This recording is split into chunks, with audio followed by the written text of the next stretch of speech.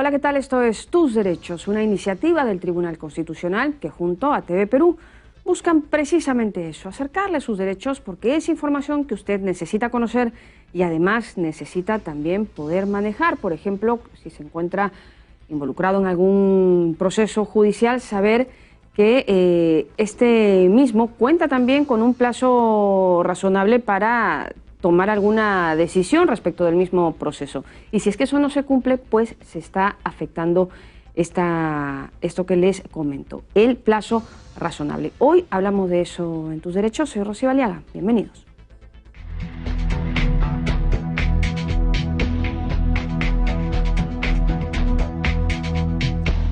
El tiempo que dura o toma un proceso legal muchas veces acaba con la paciencia de cualquiera.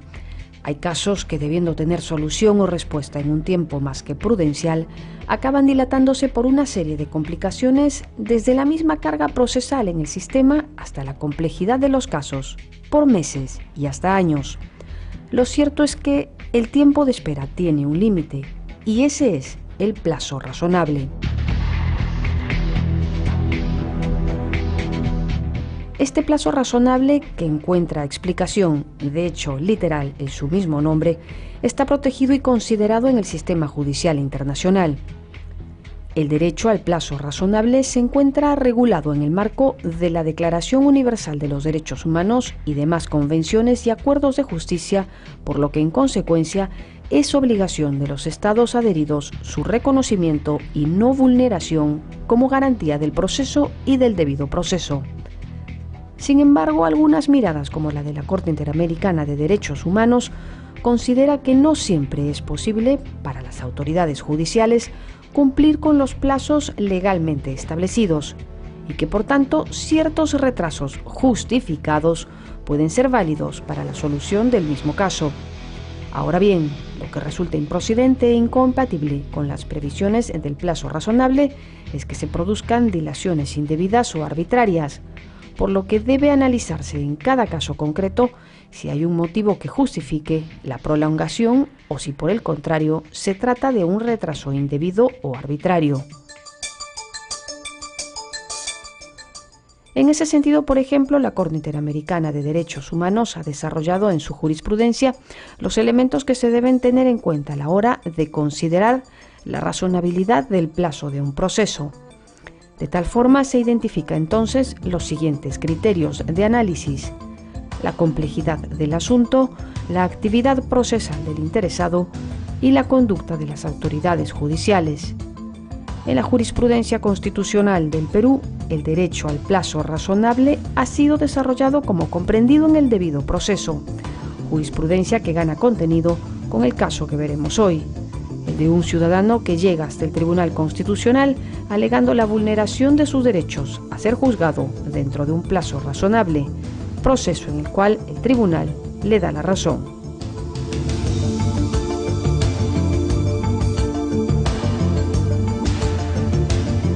Muy bien, y ese era el informe que siempre nos pone un poco a cuento la situación, en contexto, la situación que vamos a conversar en Tus Derechos. Hoy conversamos sobre el plazo razonable. Felipe, un poco que el nombre ya lo explica todo, ¿no? Pero explicándolo y así parece que no le queda claro al sistema que lo extralimita, ¿no? Se pasan del plazo razonable, si no estaríamos hablando de eso. Hay dos variables que podemos comentar. Una, la referida al transcurso del tiempo por sí solo, Ajá, que podría darnos un indicio de que no estamos ante un plazo razonable, por ejemplo, un proceso que dure más de 5 años, alguno levantaría la ceja con justificada razón. Pero o al año, no más. ¿no? Y hay una segunda razón que quería comentar, que es ya un tema más cualitativo que cuantitativo. A ver. Me refiero más a la complejidad del proceso. No es lo mismo que a uno lo enjuicien por lavado de activos que lo enjuicien por usurpación agravada.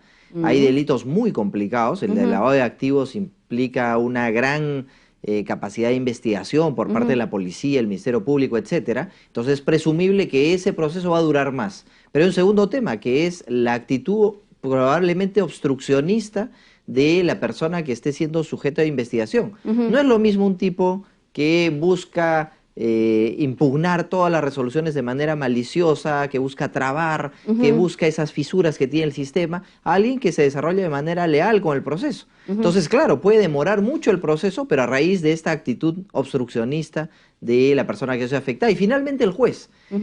Podemos estar ante un juez que ha, por ejemplo, dispuesto a actuar una prueba que no era necesaria en el proceso, o que se demora mucho en resolver algo. Entonces, no es suficiente el transcurso del tiempo para decir si estamos ante un plazo razonable o no, sino también tenemos que ver la complejidad del proceso, tenemos que ver la conducta de las partes y la conducta del juez, que son tres criterios que el Tribunal Constitucional los viene siguiendo y que fueron fijados en su oportunidad por el Tribunal Europeo de Derechos Humanos, de tal manera que estamos ante un tema más o menos universal. Bueno, hay elementos que ya seguramente desglosaremos más adelante. Nos vamos a ir a la pausa, pero quédese con nosotros esta mañana en Tus Derechos. Estamos conversando acerca del plazo razonable. Volvemos rapidito.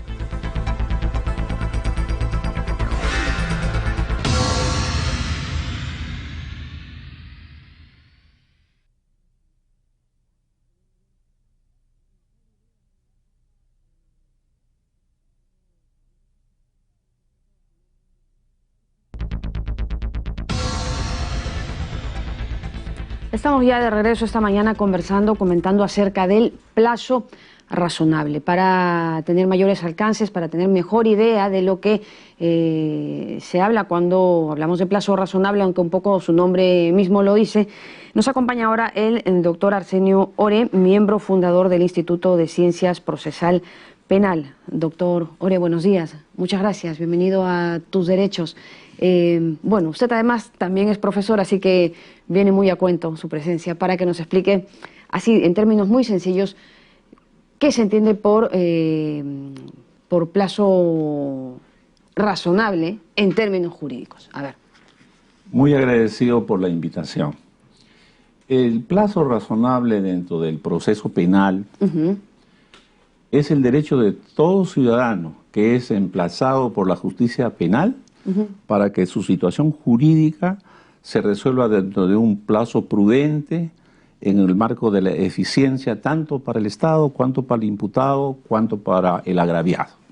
Eso es, el plazo razonable es aquel que se realiza dentro de un debido proceso, sin afectar los derechos fundamentales del imputado ni del agraviado.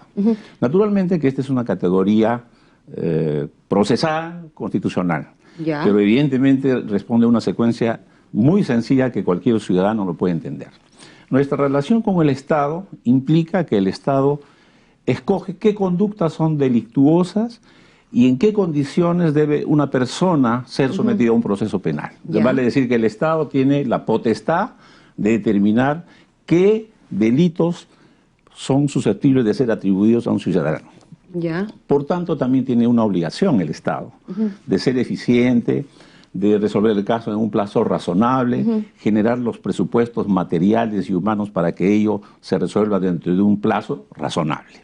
Ocurre que por una serie de circunstancias propias de la organización de nuestro sistema penal, muchas veces ese plazo razonable que el Estado se autoatribuye para investigar no se cumple por una serie de situaciones que pueden ser atribuidas a la organización, a falta de presupuestos, a la ineficiencia del proceso, negligencia judicial, etc. No de todos, pero ocurre, como por ejemplo en el caso que es materia del comentario de esta mañana, que es un proceso sumario en el cual el Estado se atribuye 60 días para investigar, y si no termina en 60 días se da 30 días más. Estamos hablando de un proceso sumario que dura más de 9 años. ¿Hay tiempos estimados de plazo prudente? Esto es, o sea, así como se toman 60 días para algunos procesos previos, ¿cuándo ya podemos decir esto está excediendo el plazo razonable? ¿Hay algún límite de tiempo o simplemente es como que ya 9 años, bueno, pues un poco 9 años, ¿no? Pero no, el Estado establece las reglas contra los ciudadanos. Si es un proceso sumario como aquel es que en materia de comentario, como le vuelvo a repetir, son 60 días y una ampliación de 30 días. De tal manera que es obvio que más de 5 años, como es el caso, no es razonable. Tampoco sería razonable el otro caso en el cual se inicia un proceso en el año 2000 y luego en 15 años todavía no ha terminado el proceso. Pero lo que digamos, estamos hablando de cifras, de números. Pero no siempre la justicia penal es una cuestión de números, es cuestión de calidad. Ya. Entonces, si a un ciudadano le atribuyen, cualquiera que sea, no estoy refiriendo a una persona determinada, pero en este caso, siempre la realidad es más elocuente que el concepto. Si a un ciudadano le dicen, usted ha recibido 3 depósitos en estas cuentas y en estos bancos, y a los 2 meses, por iniciativa de su familia, queda demostrado que no existen esas cuentas, y que el consulado francés dice, ese banco en el cual se le atribuye que había un depósito no existe, lo razonable era que terminara ahí. Pero ¿qué es lo que ha pasado? No ha terminado allí. Continuó el proceso, se amplió la instrucción por delito de enriquecimiento ilícito sin, digamos, conseguir o recabar el antejuicio, que es lo que la ley establece. El Estado establece que un ciudadano que tiene prerrogativa procesal, para ser procesado tiene que haber un levantamiento de antejuicio, que no se hizo, y ha tenido que pasar como 13 o 14 años para que la Corte Suprema de la República establezca este proceso se tiene que anular en cuanto a este señor porque no recabaron, digamos, ese requisito de procedibilidad. Claro. Eso es una afectación del plazo razonable, que como estamos viendo en el ejemplo que es materia de comentario, y el otro ejemplo que se menciona en la sentencia, lo razonable excede los marcos numéricos, gráficos, porque un proceso implica una aflicción al ciudadano, una aflicción para el agraviado. Entonces, cuando el Estado no genera las condiciones, en algunos casos, no en todos, los presupuestos materiales para que se cumplan las reglas que él mismo establece, puede ser una afectación del plazo razonable. Eso es el plazo razonable. Pero a ver, usted menciona el tema de la calidad sobre la cantidad, ¿no? Pero a veces la cantidad también ayuda a esa calidad, en tanto si es que hay algún límite de tiempo para un plazo prudente, pues es mucho más fácil decir hasta aquí nomás, señores, y a partir de esto ya usted está vulnerando ciertos derechos. Pero si no hay eso, ¿a criterio de quién queda cuando se vence un plazo prudente, un plazo razonable? Sí existen los plazos. El Estado pone los plazos. Proceso sumario, 2 meses. Instrucción, 4 meses. Lo pueden ampliar a 8 meses. Si es una prisión preventiva, 9 meses, 12 meses. Pero ¿y entre ampliaciones y ampliaciones, y hasta cuándo se puede llegar? Se discute si se debe llegar hasta los 36 meses o hasta los 72 meses, que ya es demasiado. Pero en los hechos, tanto en este caso que estamos viendo, que no tiene un reo en cárcel, como en otro que sí tiene reo en cárcel, el hecho concreto es que los procesos duran muchísimo. ¿Por qué duran mucho los procesos? Porque el Estado que fija las reglas no genera los presupuestos materiales para que eso se cumpla. Y por eso los ciudadanos recurren a la justicia constitucional, porque consideran que se ha afectado un derecho fundamental, porque no olvidemos que la Constitución establece como uno de los principios elementales el principio de la dignidad de la persona humana. Y segundo, que toda persona se presume inocente mientras no exista una declaración judicial de responsabilidad. Cuando uno ya no le suena algo justo es porque algo se está vulnerando. Bueno, muchísimas gracias, doctor Oré, por haber estado con nosotros, clarísimo a sus alcances. Ha sido el doctor Arsenio Oré, profesor y además miembro fundador del Instituto de Ciencias Procesal Penal. Nos vamos rapidito a la pausa, ya me apuran, rapidito a la pausa, regresemos con más en Tus Derechos, esta mañana conversando acerca del plazo razonable. Volvemos.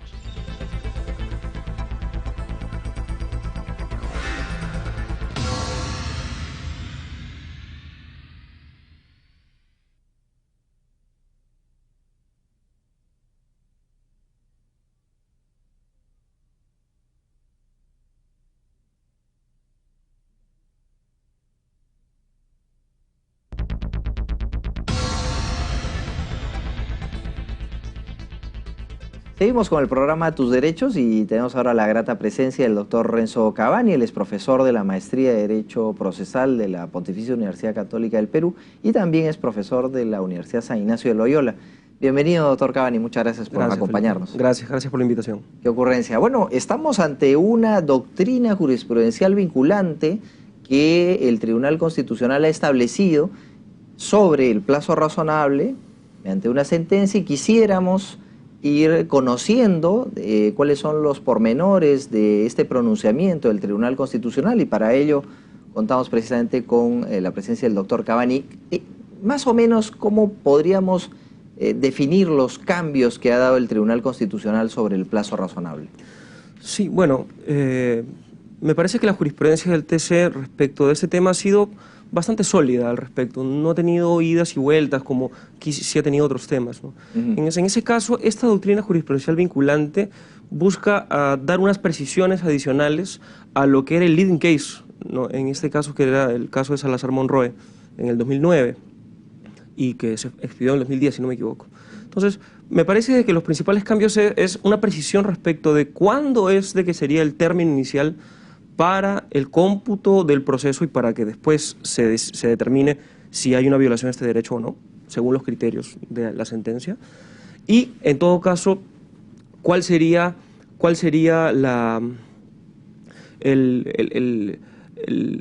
el punto en donde se podría, el término, si es que se constata el plazo razonable, cuántos días se le debe dar a los magistrados o cuál es el plazo que se debería darle al Poder Judicial para que se deje de violar ese derecho y por tanto para que se resuelva. Inclusive se habla de una reparación in natura, es un término que no existía antes. Ok, ¿no? Vamos a ir entonces poco a poco para ver el primer punto que usted nos comenta, ¿no? Uno dice, mi proceso dura mucho. Bueno, pero ¿desde cuándo consideras que ha empezado el proceso? Y aquí viene, digamos, esta modificación en el criterio, porque una cosa es que yo reciba en mi departamento una notificación policial a que el juez emita un auto de apertura de instrucción, con lo cual recién está empezando el juicio penal, el proceso penal. Entonces uno podría decir, ¿desde cuándo yo puedo computar el plazo? ¿Desde que me notificó la policía? ¿Desde que se abrió el proceso penal? O, como se decía incluso en el tribunal en una época anterior, desde cuando detienen a una persona, ¿no? Entonces son varios hitos los que tiene como una suerte de abanico de posibilidades el tribunal para definir, es desde este momento el que empieza a computarse el plazo razonable. ¿Allí qué dijo el tribunal en esta sentencia? Bueno, desde mi lectura, Felipe, el tribunal dice, bueno, por excelencia, el inicio del cómputo está en la apertura de la investigación, que no es por el juez, sino al menos ahora con el nuevo Código Procesal Penal, por el fiscal, que él está a cargo de la investigación, preliminar. Entonces, ese es por excelencia el inicio. Sin embargo, dice el TC, si es que existe una detención, y aquí amplía, o si existe una medida restrictiva de derechos, entonces se debe contar desde ese momento. Ahora, a mí me parece, eso es una lectura muy personal, que no se llega a abandonar del todo el criterio que estaba en Salazar Monroe, que dice cuando la autoridad competente te indica como un eventual responsable penal, ¿no?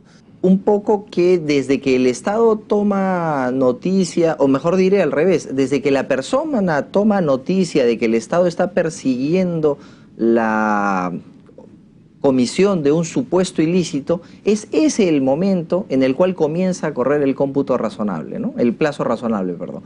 O sea, es un poco poner el eje de gravitación en la persona. Correcto. En la medida que cuando uno se entera de que está siendo investigado en la policía, de que está siendo investigado en la fiscalía, bueno, es desde ese momento que ya podemos iniciar el cómputo. Correcto, correcto. El TC ahí menciona desde que toma conocimiento. Claro. Entonces, se le tiene que hacer saber por los conductos regulares, ¿cierto?, de que está siendo investigado por, en fin, cómo que termine eso, no se sabe, ¿no?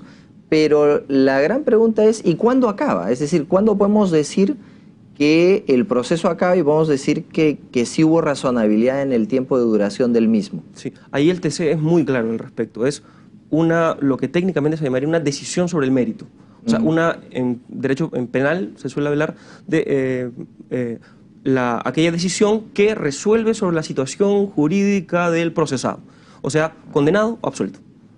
Claro, ya cuando queda en última instancia, alguien se dijo condenado o absuelto, ese es el punto final del proceso. Recién ahí acaba, cuando ya no hay posibilidades de apelar a otra instancia. Correcto, eso es. Entonces, lo que quiere evitar el tribunal justamente es de que se esté encaminando hacia esa decisión, regrese. O que se demore demasiado y que esté muy lejos esa decisión que resuelve la situación. O sea, es básicamente la sentencia de primer grado que dice condenado o absuelto, o en fin. Correcto. Tenemos entonces ese primer gran tema y tenemos un segundo gran tema que usted ya lo enunció, que era el referido a Bueno, lo que se persigue es que el Poder Judicial emita un pronunciamiento definitivo porque como se ha vulnerado el plazo razonable, la justicia constitucional le va a decir al Poder Judicial, oiga, ha pasado tanto tiempo que ya es hora que usted dé una decisión definitiva. Y para eso el tribunal ha tenido, sí, acá quizás sí, en este caso, alguna evolución en su jurisprudencia y ahora lo que se está diciendo es se le va a dar un plazo, pero ya no se faculta la posibilidad de apercibimientos, de advertencias, de castigos. En eso quisiera que nos ayude para comprender este pronunciamiento. Sí, bueno, hay un tema muy interesante que el TC resuelve, inclusive antes del tema del apercibimiento, que es que ya no son 60 días. O sea, en Salazar Monroy sí dijo 60 días. Claro, como un término fijo, casi exacto. estático. Exacto. Entonces yo creo que hay una evolución, sí, hay una evolución en el sentido de que ahora el juez constitucional, ¿no?, debe hacer una evaluación objetiva y razonable respecto del hecho para saber cuánto plazo le da. O sea, eso quiere decir que le puede dar menos plazo. Como en este caso que le dio 15 días. Eso. Entonces, ese es un tema muy interesante. Me parece que es algo positivo. Claro, porque ve el caso concreto, ¿no? Claro. Al final es algo... La cantidad de requisitos que se tiene que analizar. O sea, solamente ya determinar la complejidad del caso, o sea, determinar qué tan bien cuadrados están los hechos jurídicamente, pruebas y todo eso, ya es difícil. Bueno, el tema del apercibimiento, ¿cierto? Me parece que allí el TC quizá no fue tan fuerte como debería, porque sobre todo en temas penales, y eso justamente eso nos lleva a consideraciones que están por detrás del tema del plazo razonable. Sobre temas penales, en mi opinión, por ejemplo, los jueces no están exactamente preocupados con un proceso, digamos, sin dilaciones indebidas, un término muy lindo que está en la Constitución española. No están muy preocupados por eso. Ellos están muy preocupados con el tema del formalismo, con que, en fin, inclusive hacen un mal uso de la nulidad. Entonces, yo creo que el tema del apercibimiento es un tema importante. El TC creo que pudo haberlo reforzado más al respecto. Bueno, no destitución, ¿no?, porque eso ya sería un exceso, ¿no?, pero sí, digamos, en fin, medidas de repente disciplinarias, comunicación a la OCMA, como hizo en este caso, como lo hizo, ¿no? En fin, pudo haber sido, me parece, un poco más drástico, sobre todo por esta idiosincrasia de nuestros jueces penales. Muy bien, agradecemos mucho la participación del doctor Cavani, que nos ha ayudado a entender este nuevo pronunciamiento del tribunal sobre el plazo razonable. Volvemos con las frases del programa. El plazo razonable dentro del proceso penal es el derecho de todo ciudadano que es emplazado por la justicia penal para que su situación jurídica se resuelva dentro de un plazo prudente en el marco de la eficiencia, tanto para el Estado como para el imputado y agraviado. Si existe una detención o medida restrictiva de derechos, se debe contar desde ese momento para calcular el plazo razonable. Muy bien, esas han sido las impresiones, las opiniones de los invitados de nuestro programa de hoy. Creo que ha quedado más que claro el tema y que además de plazo razonable para todo el proceso, para ciertos tiempos del proceso también existen, ¿no?, plazos razonables. Sí, bueno, el proceso en realidad está sujeto a una serie de disposiciones que se pueden ver en los códigos correspondientes. Pero aquí estamos hablando del proceso total, del tiempo total que dura un proceso. Desde que tuvimos la mala suerte de recibir una notificación en nuestra casa diciendo que estamos sujetos a una investigación policial o fiscal, hasta que se expide sentencia definitiva, esto es ya en segunda instancia, podemos hablar de toda la duración del proceso. Toda esa duración del proceso se establece que debe ajustarse a determinada razonabilidad en plazos. ¿Recién ahí se puede señalar entonces alguna vulneración al plazo razonable o antes no? Lo que sucede es que lo que se espera es que estos son los hitos de inicio y de fin de un proceso. Pero si yo, por ejemplo, soy sujeto a un proceso en el que no he recibido la sentencia definitiva y se ha excedido el plazo de 3, 4 años y sigo en el juicio, pues como no se ha expedido sentencia definitiva, digo que se está afectando el plazo razonable. ¿Y qué voy a pedir a la justicia constitucional? No que me declaren culpable o inocente, porque esa no es la atribución de la justicia constitucional, sino que le obliguen al Poder Judicial, a ese juez o a esa sala, a que emitan pronunciamiento definitivo y a que se pronuncien de inmediato. Excelente, bueno, clarísimo. Entonces nos vamos, pero antes vamos a comentar, tenemos una publicación para comentar, Felipe. Sí, muchas gracias, Rocío. Este es un libro que ha publicado el Centro de Estudios Constitucionales del Tribunal Constitucional, denominado El Control Constitucional del Poder. Tiene que ver con una obra que ha hecho el reconocido jurista Raúl Ferrero Costa y que la ha publicado el Centro de Estudios Constitucionales. Bueno, entonces está para adquirir en ese mismo centro, bueno, si no ya en... En realidad no es gratuito, ¿no? En realidad sí, se pone a disposición de la ciudadanía, se ha presentado esto hace poco ante la opinión pública y bueno, busca fomentar el debate de los temas constitucionales y de tus derechos, porque el nombre claramente opta por una posición, y esta es la posición del ciudadano, la posición de quien busca evitar el abuso del poder, y para eso se vale de mecanismos de control. Bueno, excelente publicación entonces que está para adquirir de manera gratuita en el Centro de Estudios Constitucionales. Con eso llegamos al final. Gracias por haber estado con nosotros. Continúa en sintonía de TV Perú. Mucho más que ver. Chao.